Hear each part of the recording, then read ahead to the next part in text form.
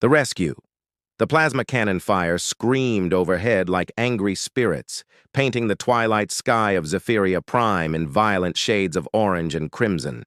Lieutenant Marcus Vale pressed himself against the crumbling wall of what had once been a magnificent spire, its crystalline surface now spider-webbed with cracks that caught the dying light like fractured rainbows. His communication device crackled with static before dying completely. Another casualty of the electromagnetic pulse that had separated him from his unit 3 hours ago. Outstanding, Marcus muttered, checking his ammunition counter. 12 shots left in his pulse rifle, one emergency beacon that may or may not work, and a growing suspicion that his superior officers had absolutely no idea where he was. Just another stellar day in paradise. The irony wasn't lost on him.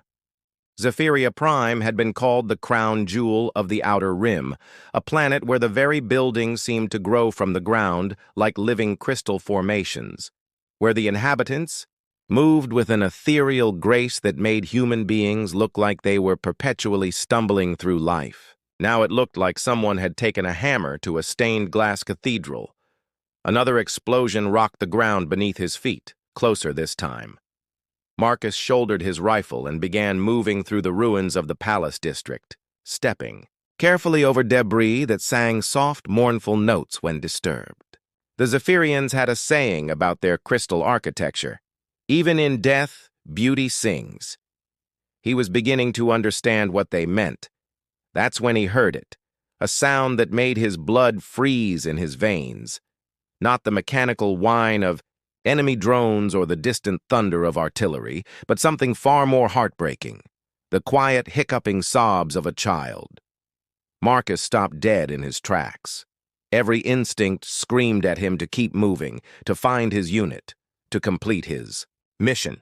But the sound came again, muffled and terrified, and he found himself changing direction before his rational mind could lodge a protest.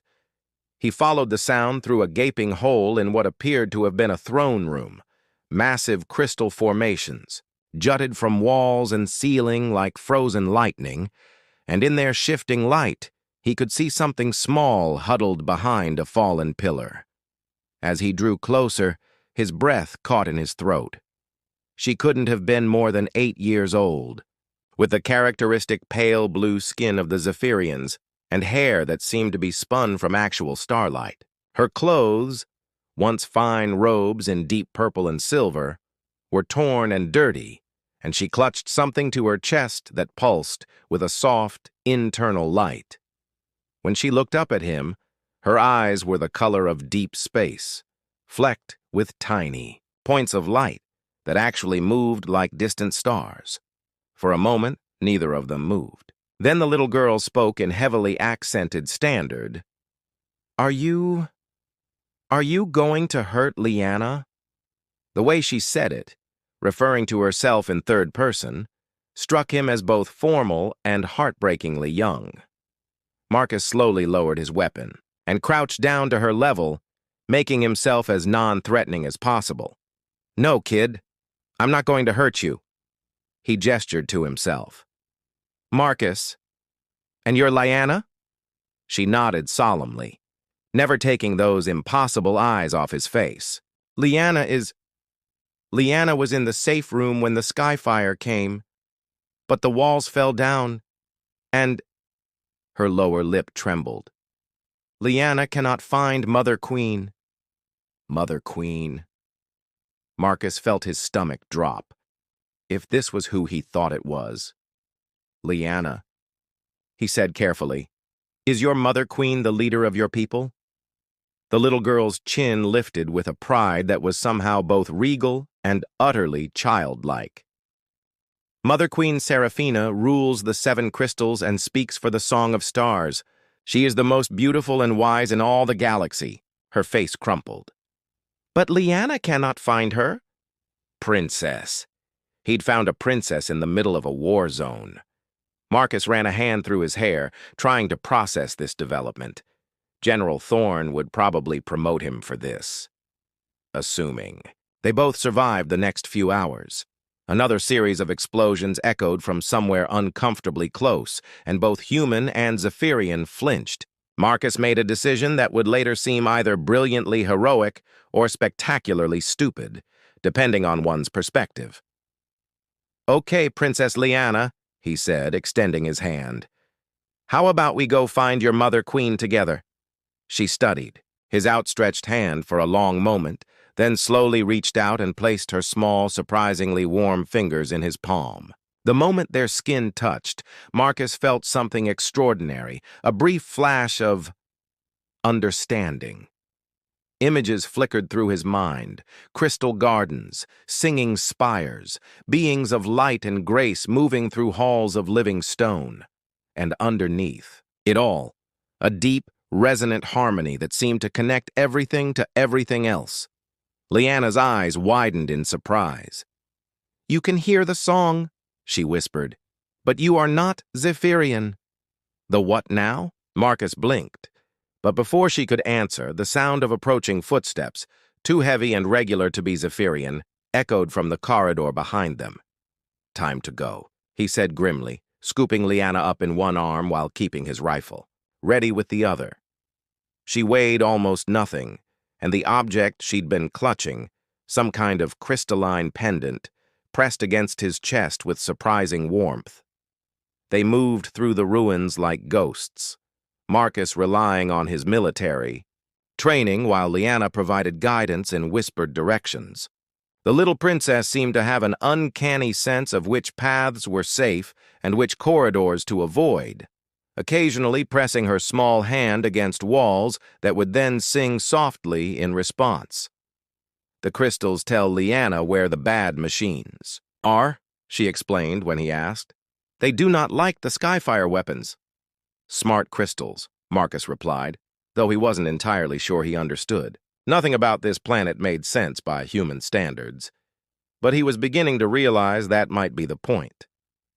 They had been traveling for nearly an hour when they encountered their first real obstacle, a squad of enemy soldiers setting up, some kind of scanning equipment in a large chamber they needed to cross. Marcus counted 6 hostiles, all armed with weapons that could cut through his armor like paper. "Stay here," he whispered to Liana, settling her behind a crystal formation that provided good cover. "Don't move until I come back for you." But as he prepared to engage the enemy, Liana caught his sleeve. "Wait," she said softly, then placed both hands on the crystal wall beside them. The effect was immediate and stunning. Every crystal formation in the chamber began to resonate with a low, beautiful note that seemed to come from everywhere and nowhere at once. The enemy soldiers stopped what they were doing, looking around in confusion as the sound grew stronger, more complex, building into a harmony that Marcus could feel in his bones. Then the crystals began to glow, not the harsh, artificial light of human technology, but something organic and alive, pulsing in rhythm with the music they created. The enemy soldiers, overwhelmed by the sensory assault, began to retreat, covering their ears and stumbling over their own equipment in their haste to escape. In less than 2 minutes, the chamber was empty except for Marcus and Liana. "Okay," Marcus said faintly. "That was definitely not in the briefing."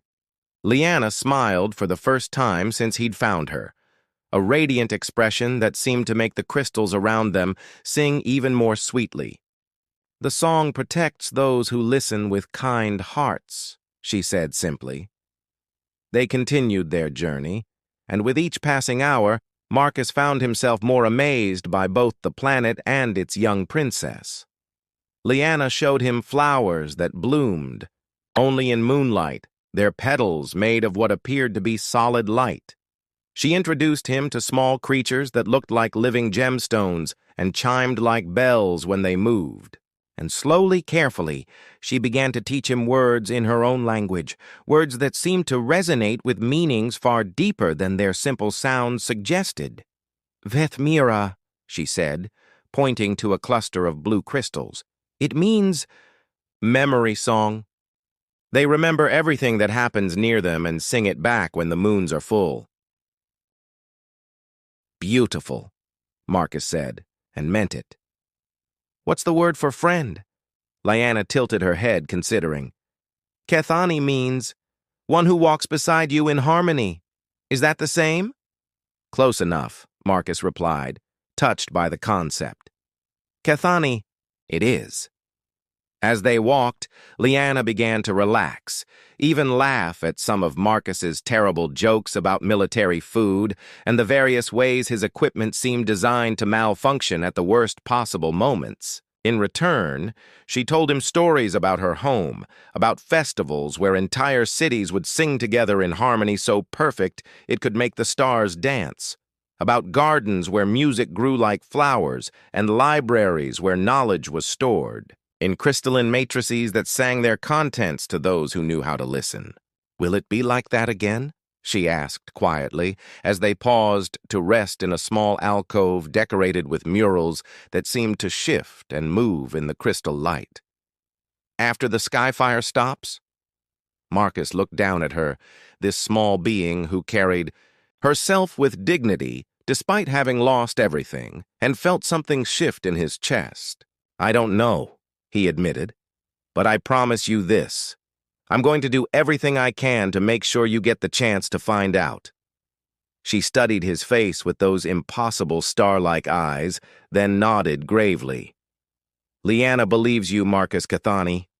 They were within sight of the Zephyrian stronghold, a magnificent crystal citadel that rose from the planet's surface like a frozen waterfall, when they were finally discovered by a patrol of royal guards.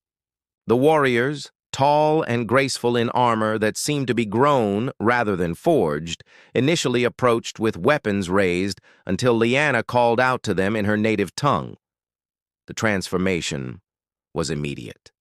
Every guard dropped to one knee, in perfect unison, and their captain, a being whose armor sparkled with embedded crystals, approached with what Marcus could only describe as reverent relief. "Princess?"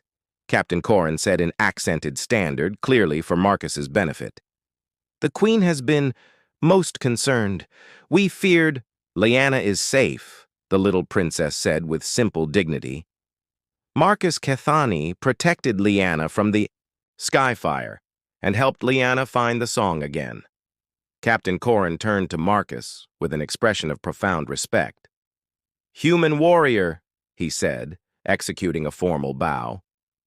"The crown owes you a debt beyond measure. Her Majesty awaits."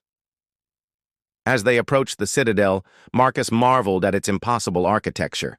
Spires twisted upward like crystal DNA helixes, connected by bridges that appeared to be made of solid light. Gardens of singing flowers cascaded down the walls, and the air itself seemed to shimmer with barely audible music. And there, at the top of the crystal steps, stood Queen Seraphina herself.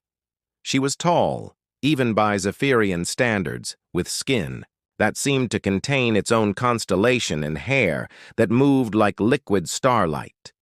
Her robes appeared to be woven from the aurora itself, shifting through every color Marcus had ever imagined, and several he was sure he hadn't.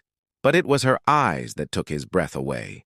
Ancient beyond measure, filled with wisdom and power and a kind of recognition that made him feel as though she was seeing not just who he was, but who he might become. Lyanna broke away from his side and ran to her mother, who swept the little princess up in an embrace that made the very air around them ring like crystal bells. For a moment, Marcus felt like an intruder, witnessing something sacred. Then the Queen's gaze found his, and he felt that same strange resonance he'd experienced when he first touched Lyanna's hand, only magnified 1,000-fold. "So," Queen Seraphina said, her voice carrying harmonics that seemed to speak directly to his soul. "You are the one who heard the song." Marcus straightened, falling back on military protocol because he had no idea what else to do. "Your Majesty, you were just risking your life for a child you had never met," the Queen interrupted gently, "in a war that is not truly your own, on a world you barely understand." She stepped closer, still carrying Lyanna, who watched the exchange with bright, curious eyes. "Do you know what that means to us, Marcus Vale?" "No, Your Majesty. I don't."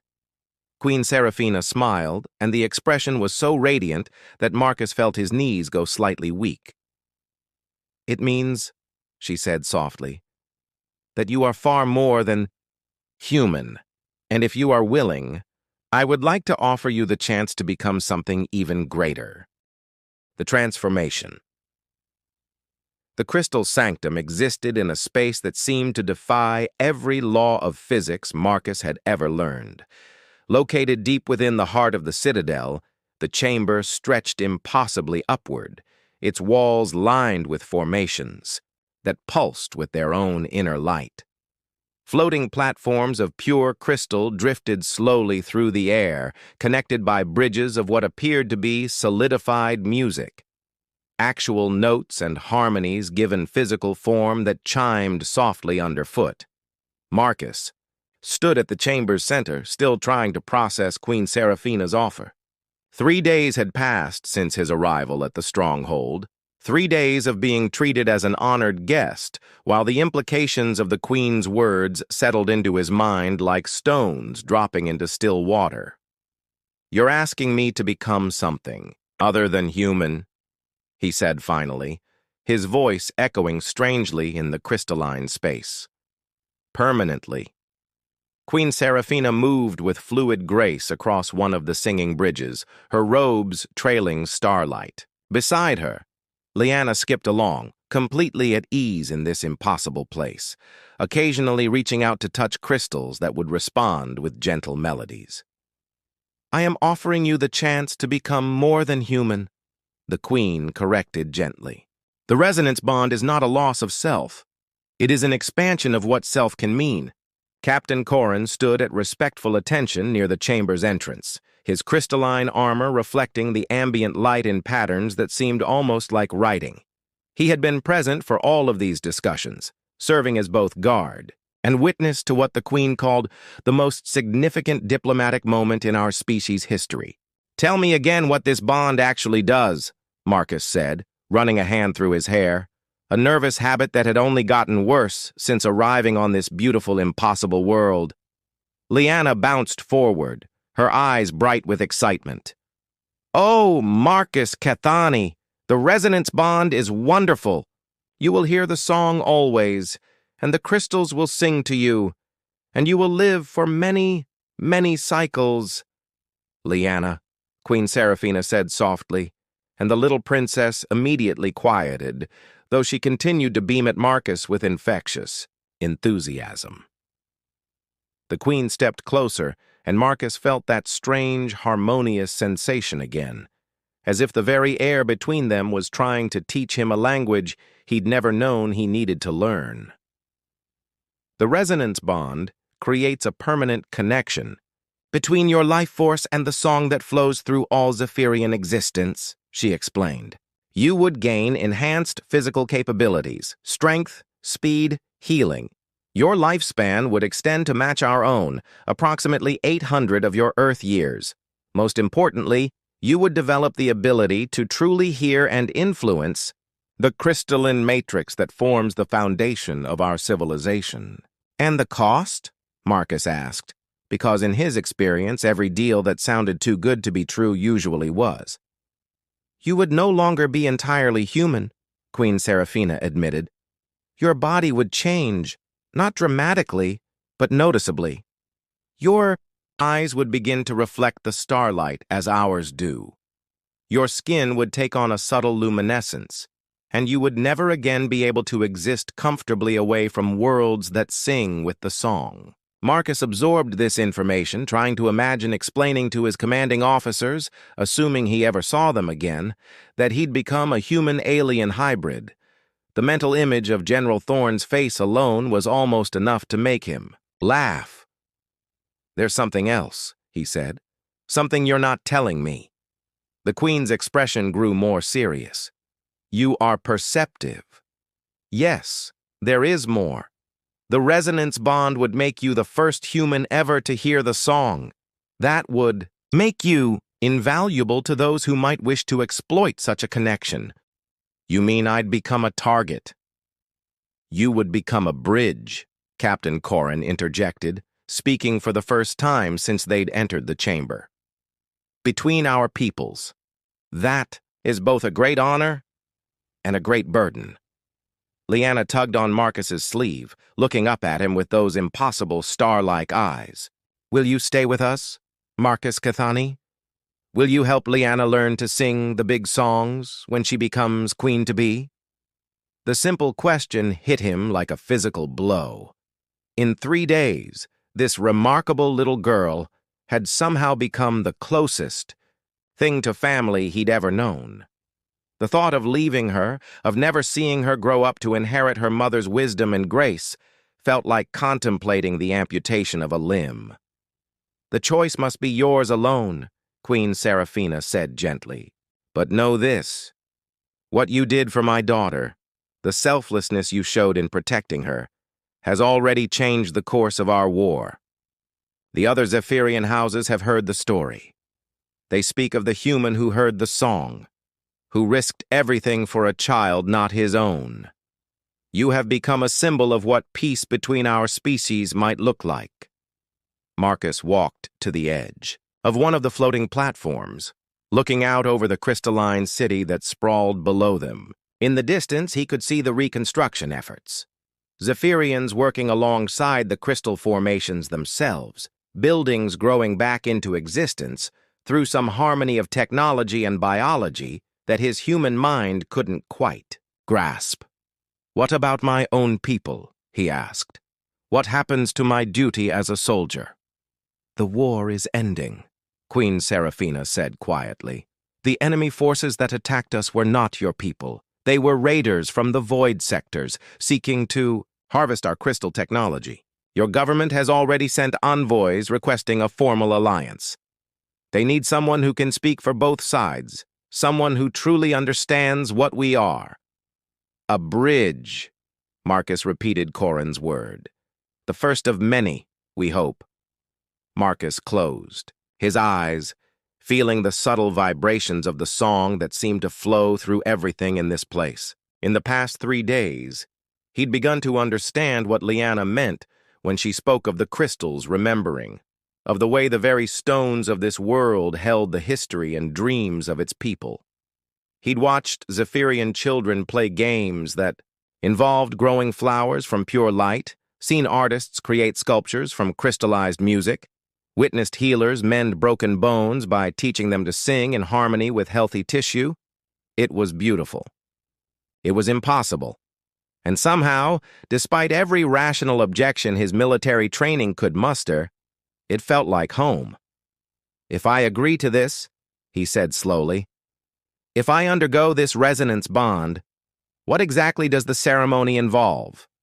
Queen Seraphina moved to stand beside him, her presence radiating warmth and something deeper, acceptance, understanding, the promise of belonging. You would need to enter the heart crystal, she said, gesturing toward the chamber's center where a massive formation pulsed with deep, rhythmic light. The transformation takes place over the course of 3 days. You would be suspended, essentially, while the song rewrites the fundamental harmonics of your being.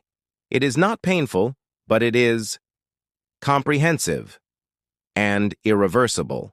Yes, Marcus thought about his life back on Earth. The cramped barracks, the endless military bureaucracy, the loneliness of a soldier who'd never quite found his place in the world. Then he looked at Lyanna, who was sitting cross-legged on a crystal formation, humming softly while small light creatures danced around her fingers. You know, he said with a dry smile, when I enlisted, they told me I'd see the galaxy and meet interesting people. They just didn't mention I might become one of them. Queen Seraphina's laugh was like crystal bells in a gentle wind. Is that a yes, Marcus Vale? It's a yes, he said, surprised by how certain he felt. But I have one condition. Name it. When Lyanna grows up and becomes queen, I want to be the one to teach her how to make terrible jokes during diplomatic meetings. Someone needs to keep her humble. Lyanna's delighted giggle echoed through the chamber, and even Captain Corrin's stern expression softened into what might have been a smile. The transformation ceremony began at sunset, when the 3 moons of Zephyria Prime aligned in perfect harmony. Marcus stood before the heart crystal, wearing simple robes that seemed to be woven from captured starlight. The entire royal court had gathered to witness what Queen Seraphina called the first note of a new song between the stars. As he approached the massive crystal formation, Marcus felt its pull, not physical, but something deeper, as if the very atoms of his being were being called home. The crystal's surface rippled like liquid light, opening to reveal a chamber just large enough for one person.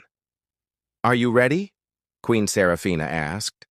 Marcus turned to look at the assembled crowd, Zephyrians of all ages, their faces glowing with gentle bioluminescence, their eyes reflecting the hope and wonder of a people witnessing history. And there, in the front row, stood Lyanna, holding the crystalline pendant she'd been clutching when he first found her. She smiled at him, bright and trusting and absolutely certain that everything would be wonderful. "Ready," he said. The crystal embraced him like warm water, and Marcus felt himself dissolving, not dying, but becoming something larger, more complex. He could hear the song now in its full glory, not just the faint harmonies he'd sensed before, but the complete symphony of an entire world's consciousness. Every crystal, every living thing, every mote of stardust in the planet's atmosphere contributed its voice to a composition so beautiful and vast that it brought tears to his eyes.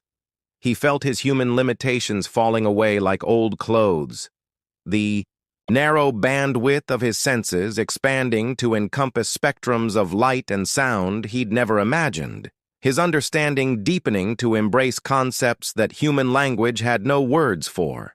But underneath it all, the core of who he was remained unchanged. The soldier who couldn't walk away from a child in danger, the man who believed that doing the right thing mattered more than doing the easy thing. When he emerged 3 days later, the first thing he saw was Lyanna's face, bright with joy and wonder. His vision was different now. He could see the patterns of song that flowed through her, the potential for incredible power and wisdom that would one day make her a queen worthy of legend. But more than that, he could see the thread of connection that bound them together, the harmony they'd created through trust and friendship and the simple decision to care for each other. "Marcus Kethani!" she cried, throwing her arms around him. "Your eyes are like starfields now, and you're singing. I can hear you singing even when you're not making sounds." Marcus looked down at his hands, still recognizably his own, but now carrying a subtle luminescence that pulsed in rhythm with his heartbeat. When he looked up, he found Queen Seraphina watching him with approval and something that might have been relief. "How do you feel?" she asked. Marcus listened to the song flowing around him, felt the vast network of crystal consciousness that now welcomed him as one of its own, and smiled. "Like I finally found where I belong," he said.